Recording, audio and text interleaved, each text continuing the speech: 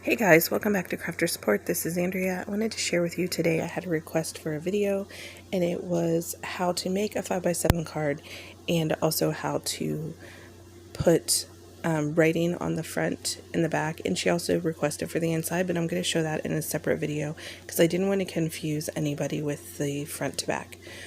So what I'm going to do here is jump on Design Space, and this is where you design everything for Cricut. And I'm a Cricut Access member, so I get access to all of their free images, to all of their images that have a little A in the little band, like that little flag. So it doesn't matter what images you use. I'm using Halloween images, and I'm just typing in either the number, the hashtag number that goes with Cricut, and I'll be talking more about that later. Or you can just type in, like for that one, type in haunted houses and it'll pull them up. So at this point, it doesn't really matter what I'm designing. I'm just trying to show you the basis for the 5x7 design and how you can make it absolutely any size of card that you would like. So I'm just going to shrink all these down just by pulling on the corners and moving them out of the way, because the first thing I need to do is get the rectangles or the squares to make all the shapes that I need. So what I'm going to do is make this first rectangle here, or square on the left, I'm going to make it into a rectangle. And how I'm going to do that is I'm going to make it 10 wide by 7 high. So whatever size you want the front of the card to be once it's folded, you have to double the width. So it's really simple to do. Double the width, the height will stay the same. And once you get that set up, oh, and the way to do that, guys, if you're not sure, is you have to unlock it. So you just click on that little lock till it pops open, which is by the width and the height. It's like right above that. And then you're able to unlock it. Next, we're going to take this line right here. If you hover over it, it'll tell you that's the, what did it just say? That's the score line. And all you need to do is kind of line it up at your best judgment and then pull it down so that it goes the whole way over the design. And then you're going to highlight both the score line and the rectangle just by clicking and dragging across those. And then you're going to click Align and center horizontally. And I had it pretty much in the place it needed to go, so it worked out well. So the next thing we're going to do is, I believe this is the front of your card, by the way. On the right hand side is the front of your card, and on the left hand side is going to be the back of your card when you fold it. So we're just going to go ahead and change the color of that. And it's really simple to change that. You just click on the square, pick out the color you want, and it'll turn it the color you chose. So the next thing we're going to do is really unnecessary for me, but I wanted to show you guys how to do it. I'm actually going to build the card in Design Space, but I'm not cutting everything out with Design Space. I want to see how my card's going to look based on what I'm using. So I'm just going to, like in this picture here, I need 2 little strips of paper, and I'm just adding those in, but I'm actually going to use my paper trimmer to cut those, and you'll see that later on in the video. I'm just doing this for building the card, so in my mind I can see what it's going to look like actually once it's done. The next thing I'm going to do is I'm just sizing these up, and I'm doing the width and the height the same. I'm unlocking it, and then I'm just changing the color by going up here, clicking on the color I want, and just making it like I said, just as something to look at, a visual, like how it's going to turn out. So the next thing I'm going to put in there is this frame, and watch what happens whenever I drag it over, it disappears. And basically it's now behind the card base that I made. And all you have to do is click on it. I right click on my, like a highlight on it, and then I right click on my mouse and it'll say bring to front. So that's all we want to do. We'll just pull it to the front, and then we're going to make this a draw, because we want the machine to draw this intricate design. And how we're going to do that, it's very simple. We're just going to click on it, and I actually end up highlighting it, I believe. Yeah, so we're going to make it a draw, and we're just going to highlight both the frame and the card base. And we're going to just click outside of it and pull up, and that will, like right here, I pull up, and they're both highlighted, and then I'm just going to attach that design right there, because otherwise it would just draw off on its own page whenever you go to make it. And now I'm going to send it to the back because I need my pieces in the front, or on the right side, which is the front of the card, to be on top of the card again. I hope that wasn't confusing. It's very simple. You can just mess around with that and it'll show you, like send to front, pull to front, whatever it says on your device, and it will just layer them basically. It shows the different layers they'll be in. So next I'm just going to take this haunted house design I have, and I'm going to mess with the size of it. And I want this little spider web to go on the inside of the card, but I'm going to measure it for the outside of the card, if that makes sense. And you'll see what I mean once I finish the card, but I'm just measuring it on the outside, but it's going on the inside. The same with the little spider. And here I'm just like pulling at the corners to size it the best that what I like for it. And then put my little spider on. And again, I'm going to pull it to the front. I'm just going to bring it to the front and it'll be the top layer of everything. So the next thing I need to do is I am just kind of like resizing it, but I want to put in a text. So on this, I want to put Happy Halloween. And as you've seen with the card that I showed you, so I'm just going to look for the right font. And again, I have the hashtag address for it, and I'll put that in the description box below, everything that I used.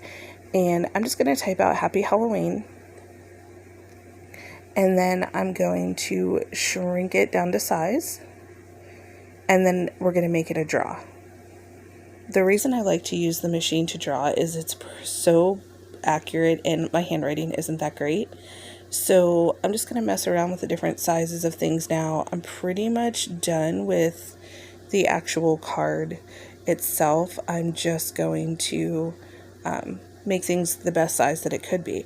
So at this point, once you get everything sized, you could shrink this card down to a 4 1/4 by 5 1/2, which is a little note card.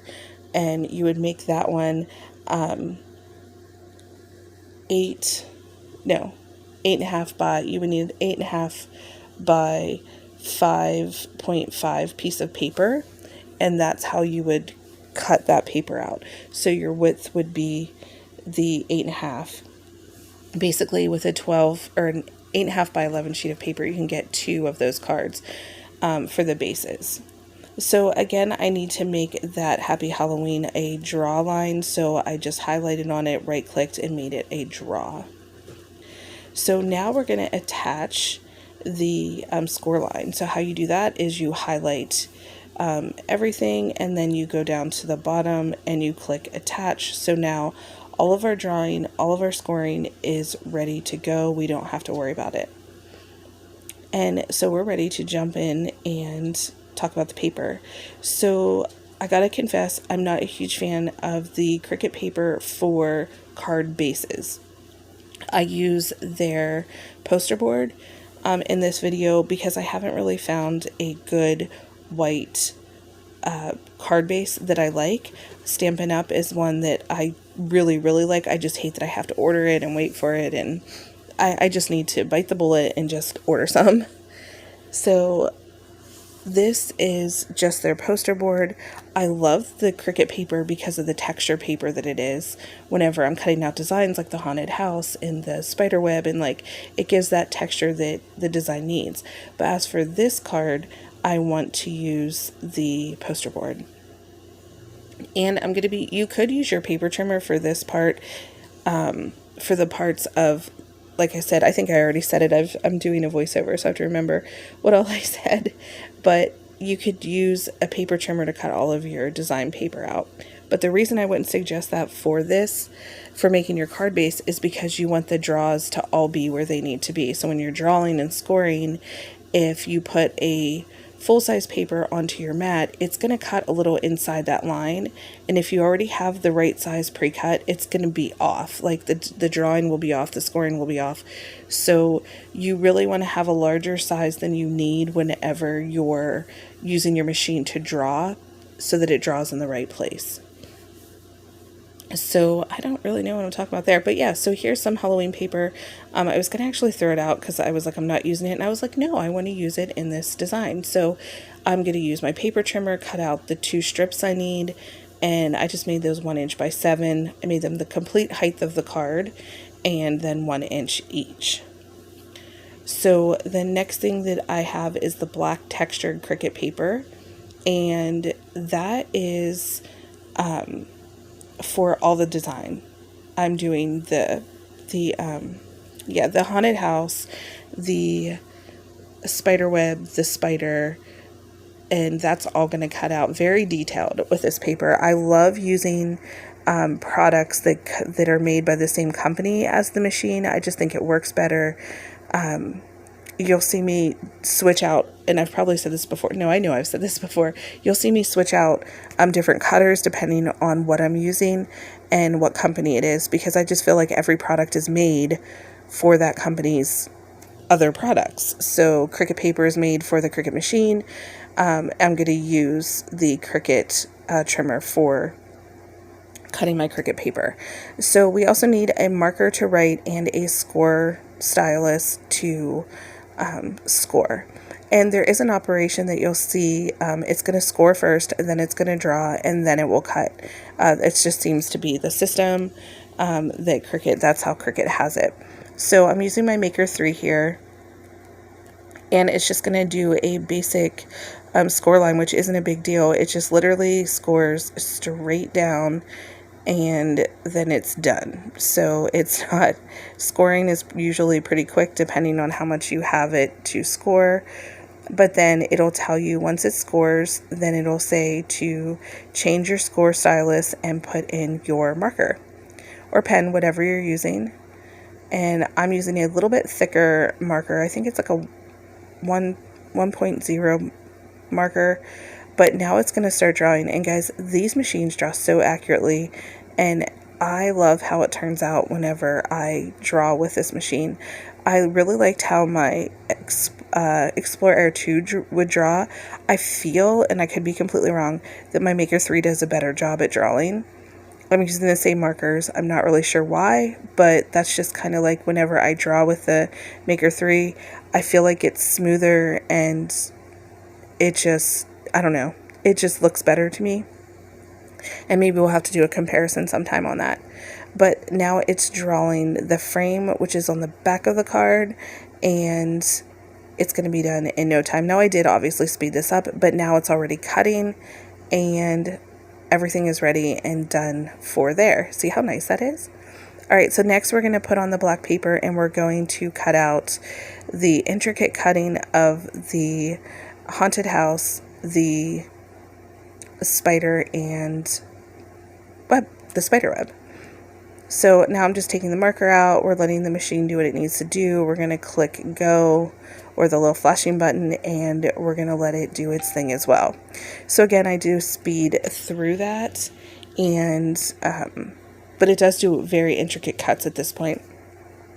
So the next thing we're going to do is we're going to peel everything up off the mat and get it ready and layered to go. So the first thing, you guys know, flip your mat upside down. It makes it easier to get the pieces off. And then I'm just using my little spatula to gently like peel off my spider web and the spider. And guys, it works so smooth. I do love using their paper whenever I cut. Look, I just peeled it right up. The machine cut it so well.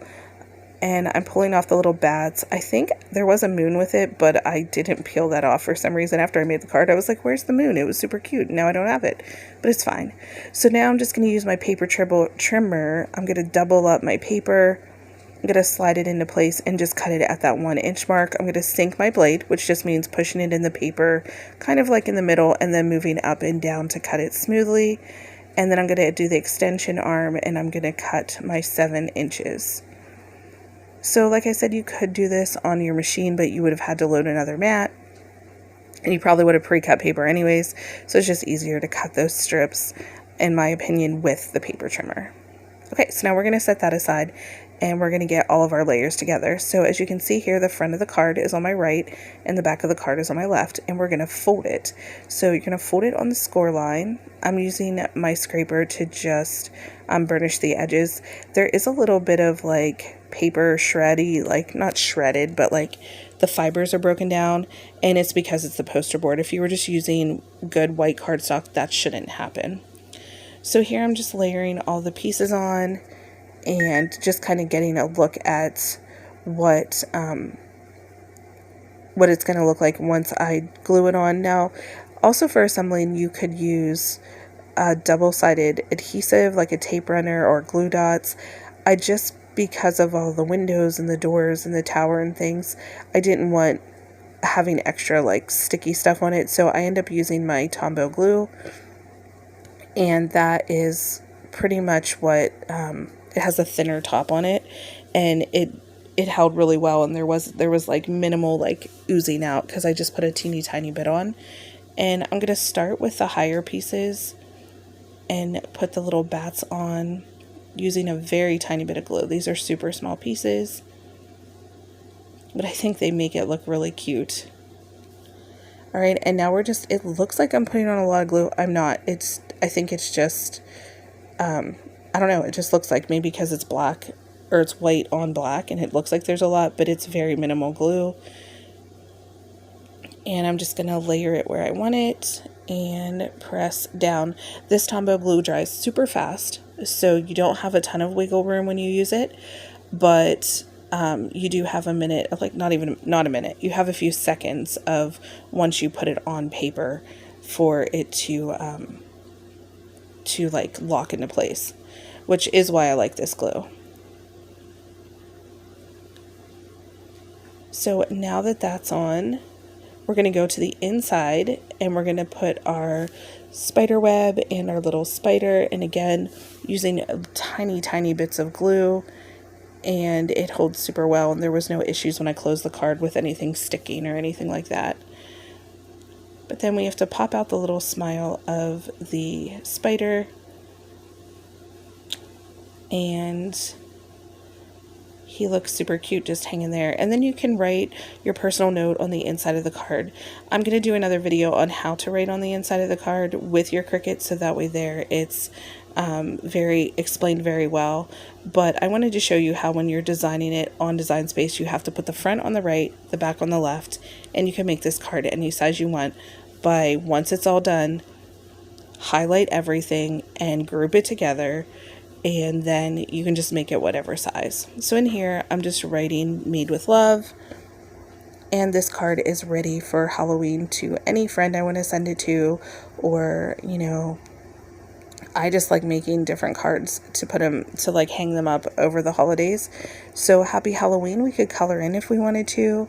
This would be a great way to have your kids help with the cards you're making, have a space that they can color in. But yeah, so I hope this video was helpful. I have more videos to come. I'm so excited about the holidays coming up, and I can't wait to share more with you guys. So thanks so much for watching, and I hope you all are having a great day. Bye.